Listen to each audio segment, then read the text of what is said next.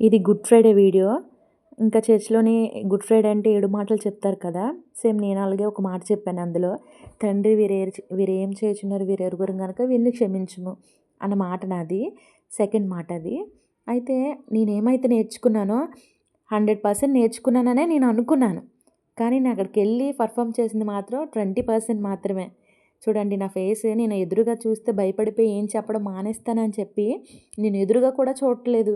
చూడకుండా భయంతోని నేను నాలాగే చాలామంది నేర్చుకున్న వాళ్ళందరూ కూడా ఆ భయానికి చెప్పకుండా నేర్చుకున్నది వదిలేసి మరి వెళ్ళిపోతారు. అలాగే నేను కూడా అలాగే చేశాను. సండే స్కూల్ చెప్పినప్పుడు ఆ భయం ఉండేది కాదు. కానీ ఈ ఈ మాటలకొచ్చేసరికి ఎప్పుడు టెన్షన్ పడతాను నేను.